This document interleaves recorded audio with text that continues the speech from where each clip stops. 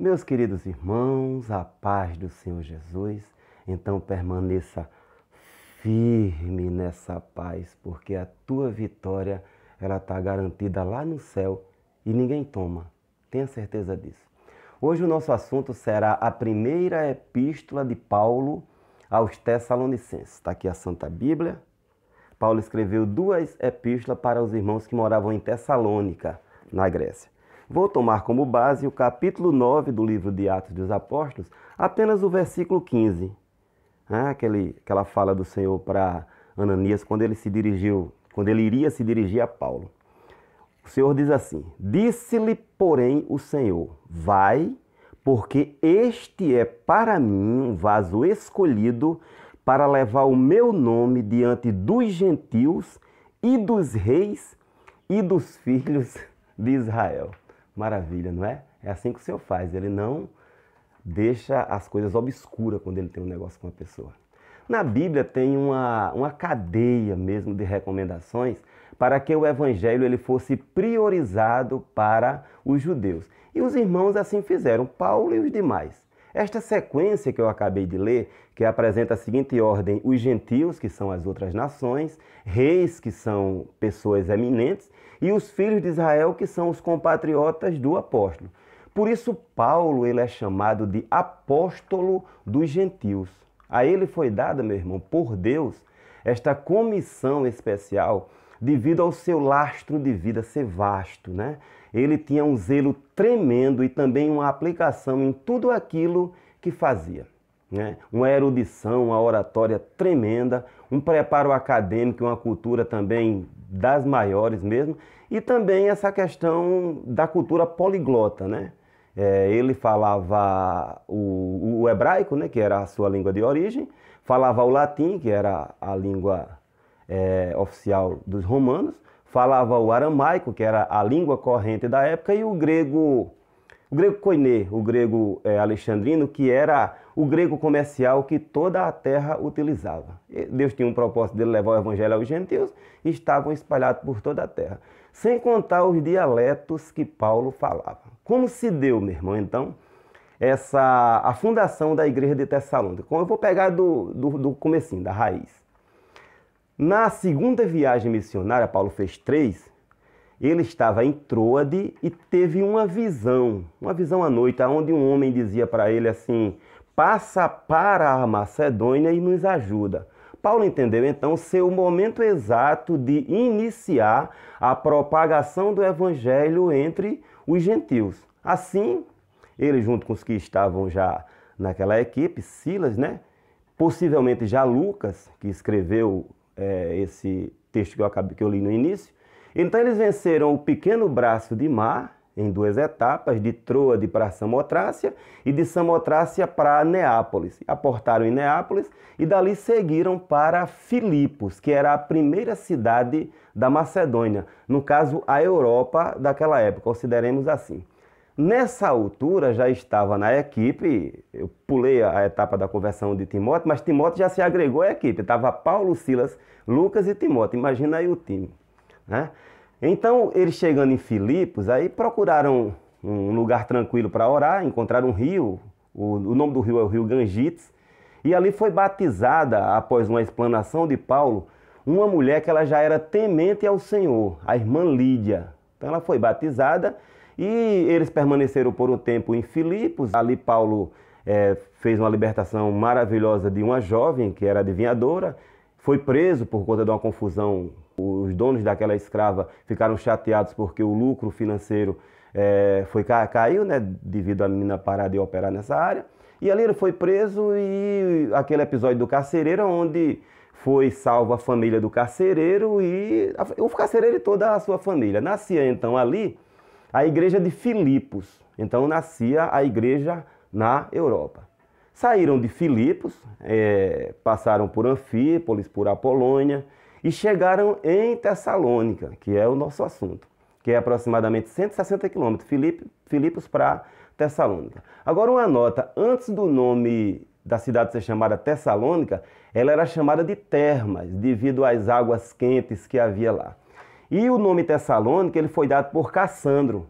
que foi o construtor da cidade. Ele mexeu na infraestrutura geral da cidade com o objetivo de homenagear a sua esposa. O nome dela era Tessalônica, que era irmã de Alexandre Magno. Ele é conhecido na história como Alexandre o Grande, né? E essa Tessalônica, essa menina, essa princesa, ela era filha de Filipe II, que era o rei da Macedônia. E ele deu esse nome a ela exatamente por ela ter nascido no mesmo dia da vitória sobre os tessálios, que é o sentido da palavra Tessalônica, vitória sobre os tessálios. Chegando em Tessalônica, então Paulo foi, como era praxe, ele foi para a sinagoga dos judeus, né? E os participantes, meu irmão, daquela reunião, eles manifestaram o desejo de ouvir o apóstolo. O texto de Atos, o texto de Atos, no capítulo 17, diz que Paulo ele disputava, em algumas versões, que arrazoava com eles. A impressão que se dá é que tem até um certo estímulo aí para essas questões de discussões meio sem propósito piedoso, né? Mas escute bem, não se trata de uma discussão egoísta para apresentar pontos teológicos, uma disputa de argumentação, qual é o melhor, a melhor religião, não. O texto quer dizer que Paulo ele discorria, ele explicava, fazendo perguntas e respondendo também ao que eles perguntavam, né? Entendeu? Uma vez que já na primeira pregação naquela sinagoga, Paulo já apresentou pontos divergentes, controversos às doutrinas cerimoniais dos judeus. Então houve toda uma curiosidade e Paulo foi convidado para participar de outras reuniões também. Como alguns judeus defensores dos rituais como complemento da salvação não se convenciam da verdade apresentada por Paulo, o apóstolo participou, como falei, de 3 reuniões sabáticas com eles. E o resultado foi que muitos judeus eles se converteram ao evangelho. Né? Também gregos religiosos que participavam das reuniões, helenistas, né? Pessoas da cultura grega helenista, inclusive algumas mulheres distintas, mulheres de uma certa posição. É assim que o texto diz. Isso fez nascer no coração dos judeus que eram ritualistas uma inveja incontrolável. O que é que eles fizeram? Contrataram pessoas perversas e empreenderam, meu irmão, uma perseguição forte contra os convertidos e principalmente contra Paulo e sua equipe. Nascia ali debaixo de perseguição tremenda a igreja de Tessalônica. Uma nota, Paulo e Silas, diante dessa perseguição, eles fugiram, até por risco, né, que estavam correndo, eles os irmãos mandaram ele para Bereia. De Tessalônica a Bereia, uma média de 60 quilômetros aproximadamente. E lá chegando, eles foram visitar a sinagoga dos judeus, era a sina deles mesmo. Mas aquela reunião já foi uma bênção, aquela reunião ela foi mais cortês, foi mais civilizada, entendeu? Por quê? Porque os judeus de Bereia, ao invés de repudiarem de rejeitarem a mensagem de Paulo, eles foram mais prudentes, o texto diz, do que os judeus da Tessalônica, judeus, sinagoga de judeus, entendeu? Por quê? Porque eles examinavam nas escrituras tudo que Paulo dizia para ver se o que Paulo expunha era corroborado. Você está entendendo onde está a prudência daqueles homens? Acabou que muita gente ali em Bereia creu em Jesus e nascia então mais uma igreja naquela região acolá, que será um outro assunto, o assunto da igreja de Bereia. Eu apenas quis fazer esse destaque para deixar claro que eram judeus bereianos, tá certo? O teor da epístola de Paulo aos Tessalonicenses. Na medida que a igreja ia crescendo, teor e a motivação, ia surgindo na Grécia, não apenas em Tessalônica, mas em toda a Grécia, pregadores itinerantes, que isso é bom realmente para a igreja, essa questão do dinamismo, né? Isso é muito bom mesmo. Só que nesse meio haviam as pessoas que tinham vocação, tinham chamado divino, mas havia os impostores, que só queriam tirar proveito financeiro da igreja. De forma oportunista, veja só como o sujo é, como ele faz quando ele pega os seus instrumentos para se utilizar contra a igreja. De uma forma oportunista, os inimigos da obra de Deus, tanto dentro da igreja, que já havia isso aí, né, como também de judeus que estavam fora da igreja. Eles espalharam então um boato de que Paulo ele era um charlatão, era um desses que pregava uma religião interessado apenas no dinheiro. Entendeu? Paulo era um desses impostores. E por conta deles tentarem descredibilizar Paulo, eles queriam descredibilizar a mensagem que Paulo havia ensinado àqueles irmãos. Então, meu irmão, aqueles queridos irmãos novos convertidos, mesmo convertidos de fato, eles começaram a desanimar um pouco. Os camaradas eram bons na oratória. E como Paulo havia estado lá apenas de passagem, até porque ele foi obrigado a fugir, a sair, né? Muitos dos irmãos começaram a duvidar do caráter de Paulo e da doutrina que Paulo havia pregado para eles. Por isso que Paulo ele escreveu essa epístola. Quais foram os propósitos?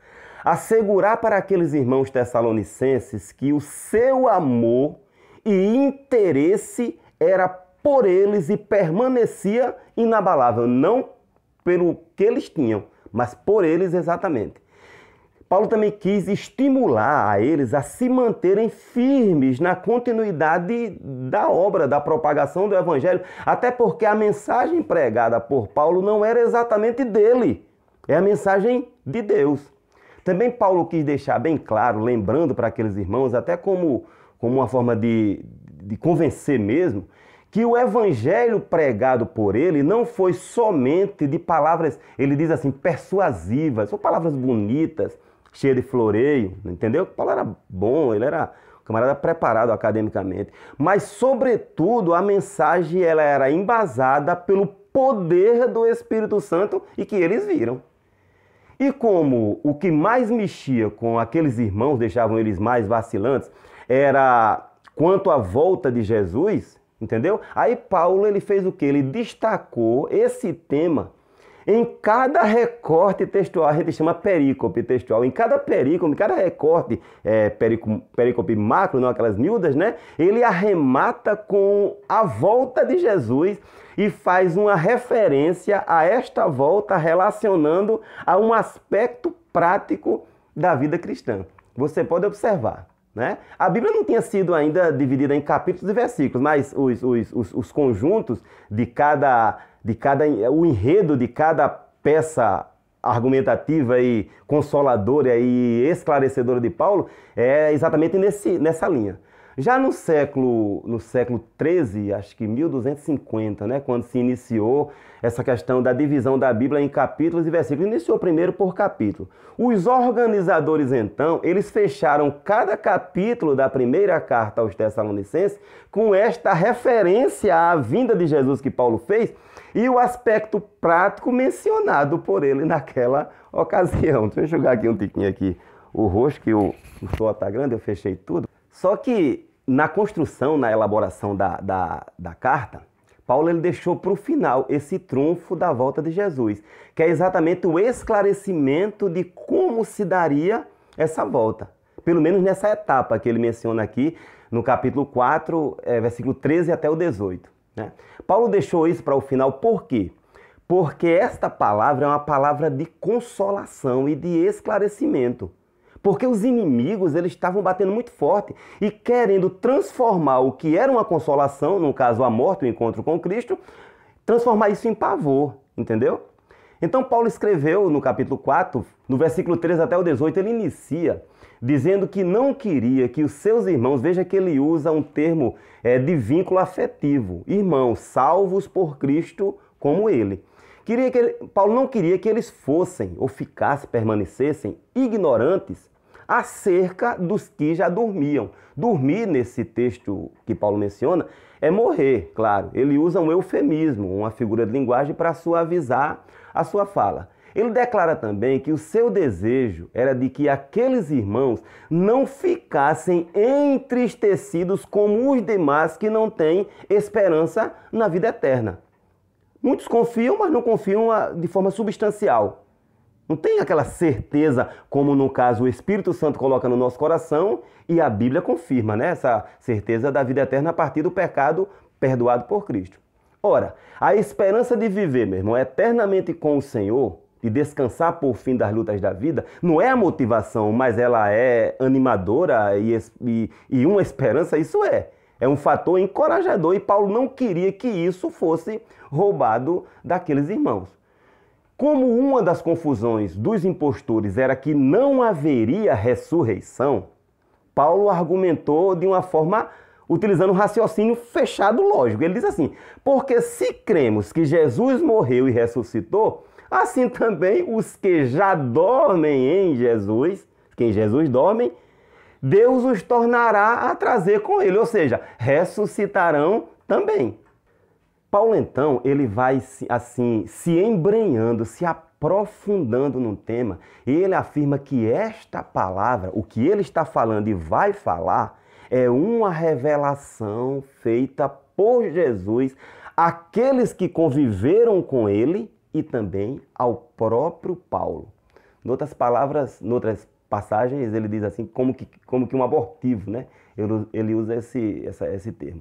É nesse ponto, meu irmão, que o apóstolo, ele explica como se darão os fatos alimentadores da esperança e que dariam segurança àqueles irmãos. Ele diz: os que estiverem vivos na vinda do Senhor Jesus não precederão, não antecederão os que dormem. Ou seja, os justificados pelo sangue de Jesus que estiverem vivos num dia da vinda do Senhor não subirão para o céu antes dos que já morreram com Cristo. Entendeu? Por quê? Porque o mesmo Senhor, ele diz, descerá do céu com um barulho ensurdecedor, terrível, e os que morreram em Cristo ressuscitarão primeiro. Agora, ressuscitarão primeiro do que quem? Ou seja, os que antes de morrer se arrependeram dos pecados e permaneceram na doutrina de Cristo, ressuscitarão neste momento da vinda, entendeu? E os que confiaram, ou que confiam, noutras formas de salvação eterna e morreram sem Cristo, ressuscitarão noutra ocasião. Paulo, ele continua o seu esclarecimento, meu irmão, o seu esclarecimento consolo, dizendo que depois nós, os que estivermos vivos, veja que ele tinha esperança de que ainda ele alcançaria o arrebatamento. Depois nós, os que estivermos vivos, seremos arrebatados juntamente com eles, ou seja, num único momento, né? Até um termo é utilizado no abrir e fechar de olhos, acontecerá a ressurreição dos salvos mortos e a transformação dos salvos vivos, todos no corpo glorioso, subiriam para se encontrar com o Senhor nos ares, nas nuvens, e assim estariam sempre com o Senhor. Será assim então, segundo essa revelação paulina, né, e também de Cristo, que será o início da vida eterna falada por Jesus e descrita aqui, repito, por Paulo para os Tessalonicenses. Agora veja, como a Bíblia é o manual de conduta e também de regras de fé, nenhum ser humano, meu irmão, está privado desta vida eterna gloriosa. Ninguém. Basta se arrepender de coração dos pecados. Não, irmão Gilvão, eu peco como? Ora, meu irmão, existe uma centelha do pecado como que impregnada na natureza humana, o pecado original. Em pecado me concedeu minha mãe. Todos pecaram e estão destituídos das honras divinas. Então basta se arrepender de coração, com o coração quebrantado, sabe? Se olhar para dentro, a gente vai ver que a gente não é tudo isso que a gente investe na gente. E se a gente clamar por perdão com o coração quebrantado, e ele vai lá dentro, decodifica que há arrependimento, meu irmão, deixa que o resto é com ele, inclusive essa transformação interior em uma nova criatura. Paulo encerra o seu esclarecimento, o seu consolo para aqueles irmãos de uma forma enfática, né? Assim, uma forma, como é que eu diria assim, bem forte contra os impostores que estavam dizendo que não havia ressurreição para tornar em pavor o que era consolo. Portanto, consolai-vos uns aos outros com estas palavras. Consolar, porque a palavra é de consolo. Eu, meu irmão, posso dizer tranquilamente, irmão Gilvan Silva, que está falando com você, eu já fui e sou muitas vezes consolado por esta palavra, em todo o tempo. Amém? Fica na paz.